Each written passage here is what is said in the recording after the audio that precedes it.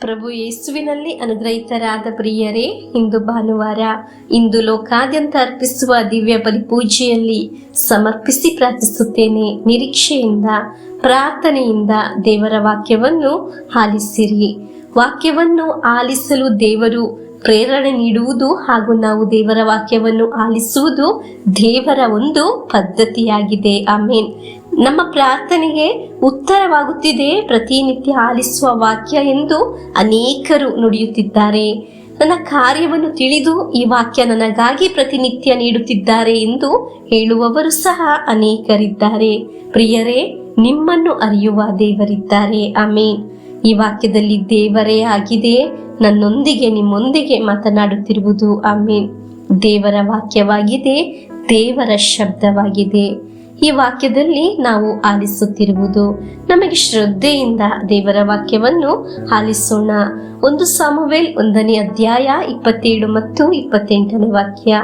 ಈ ವಾಕ್ಯ ನಮಗೆ ಪರಿಚಯವಾದ ವಾಕ್ಯವಾಗಿದೆ. ಡೈಲಿ ಬ್ಲೆಸ್ಸಿಂಗ್ ಅಲ್ಲಿ ಈ ವಾಕ್ಯವನ್ನು ಆಲಿಸುವಾಗ ನಮ್ಮ ಜೀವನದಲ್ಲಿ ವಾಕ್ಯವು ಅದ್ಭುತಗಳನ್ನು ಹೊತ್ತು ತರುತ್ತಿದೆ. ದೇವರ ವಾಕ್ಯವನ್ನು ನಮಗೆ ಆಲಿಸೋಣ. ಸರ್ವೇಶ್ವರ ನನ್ನ ಪ್ರಾರ್ಥನೆ ಫಲವಾಗಿ ಅನುಗ್ರಹಿಸಿದ ಮಗನು ಇವನೇ. ಇವನನ್ನು ಸರ್ವೇಶ್ವರನಿಗೆ ಸಮರ್ಪಿಸಿ ಬಿಟ್ಟಿದ್ದೇನೆ. ಬದುಕಿರುವ ತನಕ ಇವನು ಅವರಿಗೆ ಪ್ರತಿಷ್ಠನು ಎಂದು ಹೇಳಿದಳು. ಬಳಿಕ ಅವರು ಸರ್ವೇಶ್ವರ ಸ್ವಾಮಿಯನ್ನು ಆರಾಧಿಸಿದರು. ಪ್ರಿಯರೇ, ಅನ್ನಳು ಪುರೋಹಿತನ ಹತ್ತಿರ ಸಾಕ್ಷಿ ಹೇಳುವುದಾಗಿದೆ. ಅನ್ನ ಮಗನನ್ನು ದೇವರಿಗೆ ಸಮರ್ಪಿಸಿದರು, ದೇವರನ್ನು ಆರಾಧಿಸಿದನು. ದೇವರಲ್ಲಿ ನಮ್ಮನ್ನು ಸಮರ್ಪಿಸಿ ಆರಾಧಿಸುವುದು ಒಮ್ಮೆಯೂ ನಷ್ಟವಾಗುವುದಿಲ್ಲ. ಪ್ರಿಯರೇ, ಇಂದಿನ ಪ್ರಾರ್ಥನೆಯೂ ಆರಾಧನೆಯೂ ಆಗಿದೆ ನಾಳೆಯ ಸಂಪತ್ತು. ಆಮೇನ್. ಒಮ್ಮೆಯೂ ಸಹ ನಾವು ಕುಗ್ಗಬೇಕಾಗಿಲ್ಲ. ನಮಗೆ 1 ಸಾಮುವೇಲ್ 3ನೇ ಅಧ್ಯಾಯ 19ನೇ ವಾಕ್ಯವನ್ನು ಆಲಿಸೋಣ.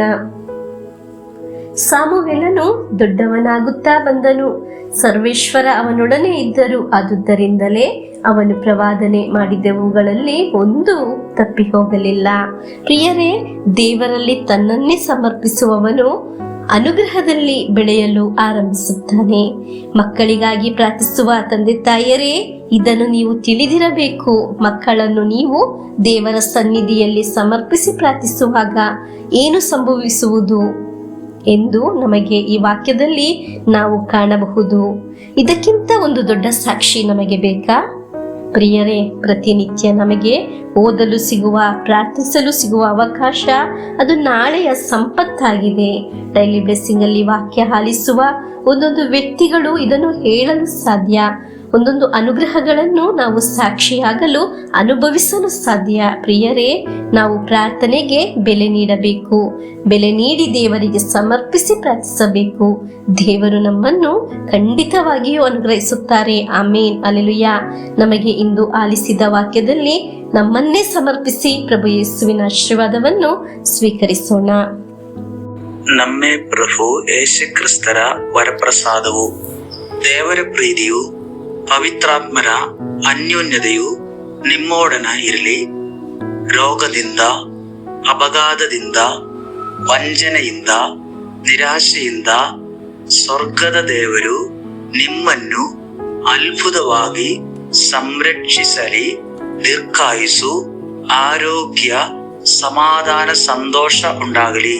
ಪಿತನ, ಸುತನ, ಪವಿತ್ರಾತ್ಮರ ನಾಮದಲ್ಲಿ ಆಮೇನ್.